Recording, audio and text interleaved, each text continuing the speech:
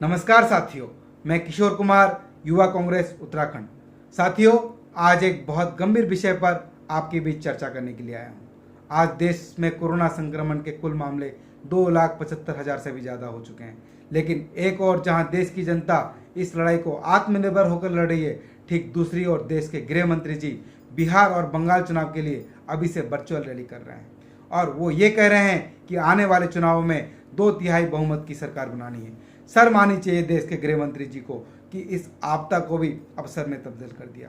जहां एक और देश की जनता पूरी तरीके से त्रस्त है, उनके सामने रोजगार का संकट है, मजदूर हजारों किलोमीटर पैदल चलने के लिए मजबूर है, युवा बेरोजगार है, महिलाओं का महंगाई की वजह से बजट बिगड़ गया है, भ्रष्टाचार चरम पर है। ऐसे में इन सभी मुद्दों पर चर्चा न कर देश के गृह मंत्री जी आने वाले चुनावों की तैयारी कर रहे हैं और ये कह रहे हैं कि लॉकडाउन की वजह से देश में कोरोना नहीं फैला।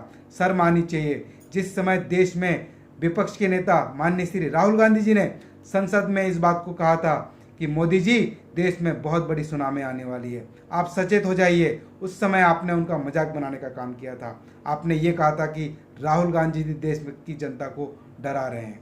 आपने ये भी कहा था कि गौमूत्र से हम कोरोना को भगा देंगे।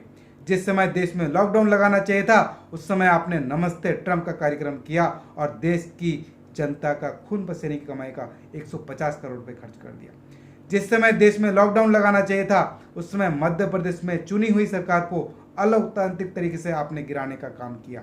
ये सभी चीज इस देश की जनता को याद रहेगा।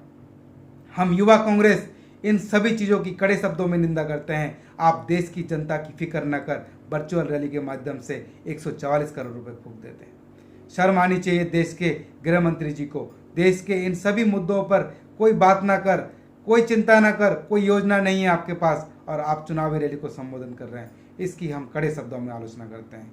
जय हिंद, जय भारत।